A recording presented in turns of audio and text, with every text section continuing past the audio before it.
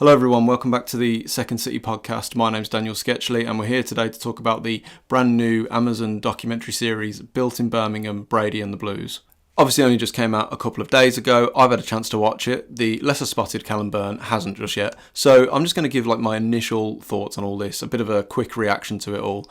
And then hopefully next week or the week after, me and Callum, once he's seen it, we'll have a bit more of a proper discussion about it and a bit of a back and forth about it. But as I say, these are just my initial feelings on it all. And I think it's important to say that I found overall my experience with this documentary was I both really enjoyed it and also found it really surreal. That's kind of a word that I keep coming back to. I've seen Blues lose 2-0 at home to Yeovil. I've seen us get relegated to League One. I've seen us, get a couple of thousand fans for a FA Cup third round replay against Hull, which has ended 1-0 on a freezing cold night. I've seen all the lack of glamour. So to see Blues be the centre of this cinematic documentary that's one of the most viewed shows in the world on the main banner for Amazon Prime, it's really surreal and it's not something to take for granted, and it still hasn't really sunk in. And I think in a couple of weeks or a couple of months I'm definitely going to revisit it and kind of have a bit of distance on it and try and watch it again and see if my opinion has changed at all on it. But no, a really fascinating time in Blues' history going on here. I will say as well, if you haven't seen the documentary yet, obviously there's only so much I can spoil. If you're a Blues fan watching this, we all know how it ended, 111 points, just a reminder there for you. But I am going to go into a little bit of detail as to what is in each episode, what gets covered and so on. So if you haven't seen the documentary yet, I recommend pause this, go watch it all, you'll really enjoy it. It's only 5 episodes, and then come back and share your thoughts on it as well and listen to my thoughts. So what actually is this documentary? This is important to clarify, it's not a fly-on-the-wall, access all areas documentary. It ultimately is a product that Nighthead have put out. And I don't mean that as a criticism, I think it's a really natural part of these things. Blues and Tom Wagner, as a new owner at Blues in particular, has been very open about the ambitions for the club, and he says, if you want to achieve anything in this game now, from League One, you've got to drive revenue. That's where you get your money from, that's how you buy the best players. And so it's important to accept that this is just a part of that. It's the same as Wrexham. It's just part of the business now. This is not like, what's that Neil Warnock one at Sheffield United 25 years ago? The one where he's shouting, you got to die to get 3 points. That's a load of bollocks. That one. That's a load of bollocks. You've got to fucking die to get 3 points. This isn't that. This is a much more polished product. It's a bit more in line with, like the All or Nothing series that they did on Man City and Spurs and so on. It's something the club has had involvement in every aspect of it, and it's very controlled what's got out, and that is okay. I think if you're going to get any enjoyment out of the show, you kind of just got to accept that, and it is a little easy to see through some of the narratives that they're trying to build out of it and so on. It's not like a filmmaker's gone in and had complete access to depict this club how they want. The club have a lot of control over this. Nighthead have a lot of control over this. You just got to accept that, I think, and it's just part of these documentary filmmaking now. If you watch F1 Drive to Survive, which obviously covers everything in Formula 1, that's the exact same. It's just a part of these things. The documentary follows Tom Brady as a main character. Of course, he's a huge name in the world of sports and he's a minority owner at Blues now. And the documentary covers his experience starting with Blues in 2023 through to the end of last season in 2025. So we go through Nighthead's takeover, relegation at the end of the 23-24 season, and then the subsequent rise with Blues getting promoted with the points record last season. And you may think Tom Brady's a bit of an odd choice to have as your lead character. Of course, the NFL is what he's by far still the most famous for. English football is really a minor part of his career still. But I also, again, I think it's important to accept that without someone like Tom Brady and without worldwide appeal that he brings, something like this doesn't get made. The Americanization of this is just a very natural part of it. If we had it all about us as Blues fans, following all our players, going through everything we've been through, it's just not realistic to have a wide appeal that Amazon and a production company are going to put millions of pounds into. That's not going to happen without someone like Tom Brady. Again, I think we just got to kind of accept that. But thankfully, Tom Brady is a really charismatic lead. I found some of his material and kind of motivational speak a little bit repetitive, but regardless, I really enjoyed his presence in this documentary. He's very charismatic. He clearly does care as well. So I found him a very engaging lead. So let's start with the stuff that I really liked about this documentary that I think almost anyone will agree on is really good. This is a super polished production. It looks amazing, it sounds amazing. I have no faults on that at all, and that's why I go back to the surreal aspect of it. I've spent my life watching Blues highlights in standard def, and now I've got this amazing Hollywood quality production to look back on and enjoy these memories from, really, which is something that, again, I don't take for granted. And I also just generally really enjoyed it. Whilst I think we've got all that Americanized aspect that I mentioned, there is also a lot of really relatable material in this. We see interviews with fans, the likes of Brummy Joe, who obviously is one of the more well-known blues YouTubers. And these fans, they bring a lot of authenticity to it and bring things a bit more back down to earth, which I really appreciate. The likes of Stephen Knight, who obviously is most famous probably for his creation of Peaky Blinders, they bring a real local quality to it, and I really enjoy that. I go back to the surreal comment again. It's, odd seeing places like Rubery and Longbridge featured in these things, places that are just up the road from me, and seeing them in this worldwide documentary. I can relate to a lot of that, and I think what we do see of the players and the interviews, they're really well conducted. We get to see a bit more behind the scenes with like Chris Davies and his home life. And whilst I say this isn't a fly on the wall documentary, and it's not, what we do get to see behind the scenes I think is really interesting and just gives you a bit more of a connection to this manager and these players and the staff that are involved. Even if it is a product, it does a good job of it. And I mentioned the Americanization of it. I think in this country we've got a real... Americanization is used as a negative all the time, when it doesn't necessarily have to be. And I understand the stereotypes that we maybe give it, but like when we go to a match at Blues now, a night game, and the fireworks are going off and they got a live music artist and all that, it's great. That is all super Americanized, but they're good at it. The documentary, yeah, it's a bit overly dramatic, and the sound effects when a shot goes in and a pass, they just know how to make this stuff though, and I don't think we have to use the term Americanized as a negative all the time. So let's get a little bit more into this episode by episode, and what do we actually see. So there's 5 episodes, and they range between 45 and 55 minutes in length.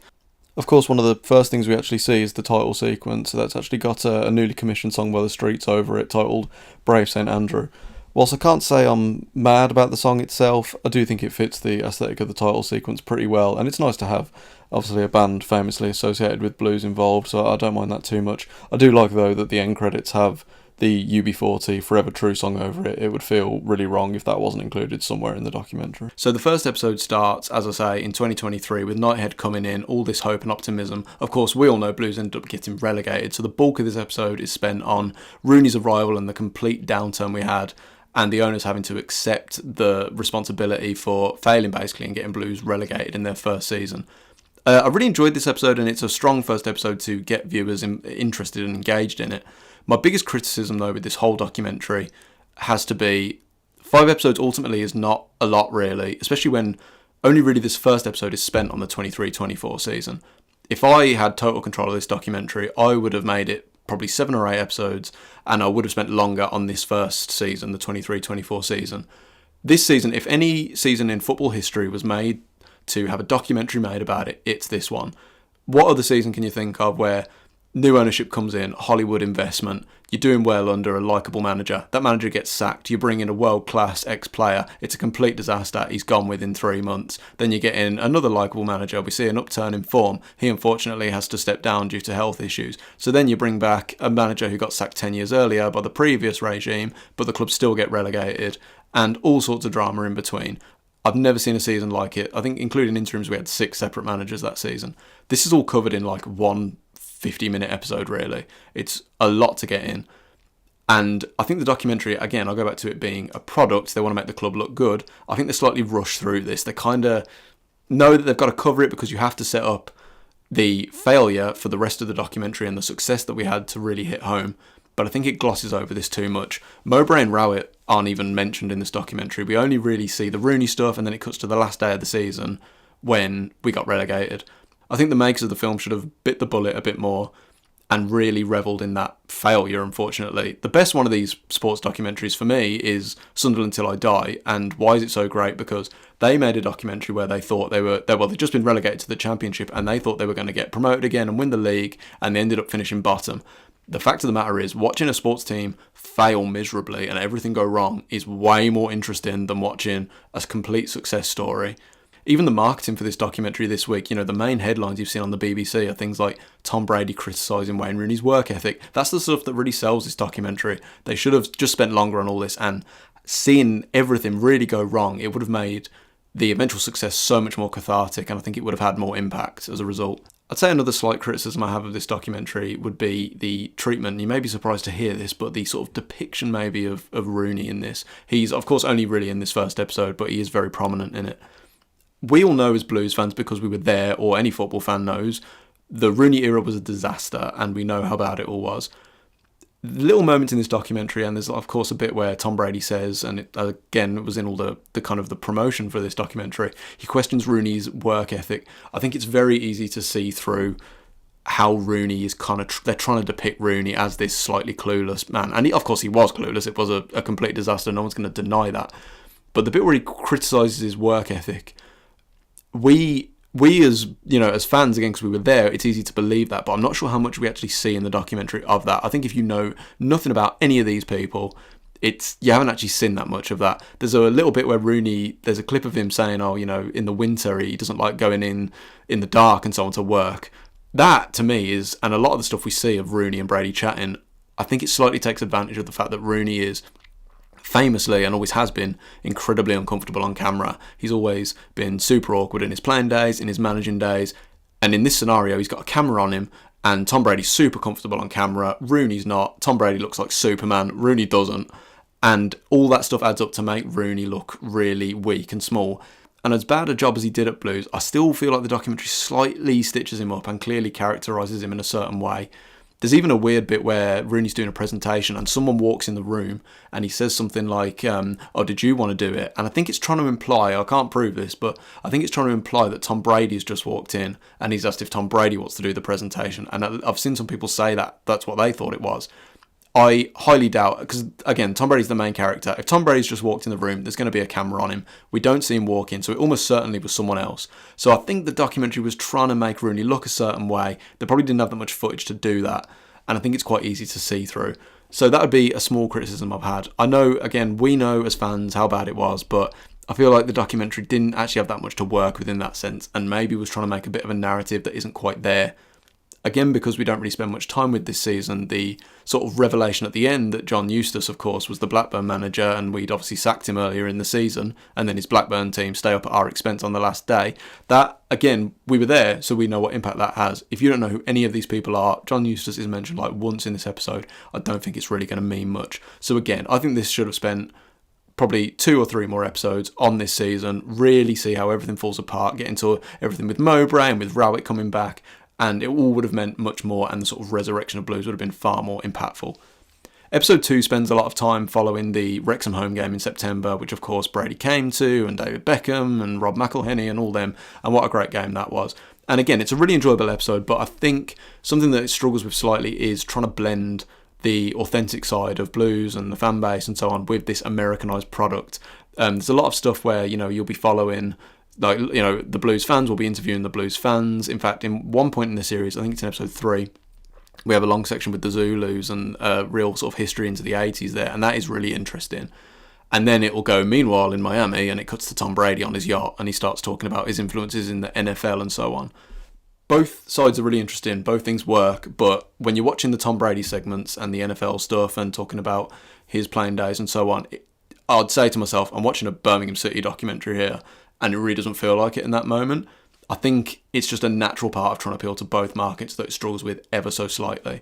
But the coverage of the Wrexham game is really enjoyable, and it was a natural game to focus on. Of course, they're trying to kind of, between the Blues and the Wrexham documentaries, they're trying to hype this up as a bit of a Hollywood derby. We also get to see a bit of backstory with Alfie May, who obviously came in as a new signing. He's the first player we really get to meet and get to know a bit more of in the series. And then Chris Davies. I found it really interesting that there's an interview with a kit man at one point, and he describes Chris Davies in one word as intense. And I think I've used that exact word on this podcast before, because he is a very intense man to watch interviews with, and a bit awkward and a bit uncomfortable to watch interviews with, in my opinion, because he is just this completely, deadpan stare, intense man, really is the word. So it's nice to get to see a bit more of his home life, meet his family, and get to know a bit more of the human behind that. And I think that's something that this documentary does really well, when we get to meet people a bit more behind the scenes.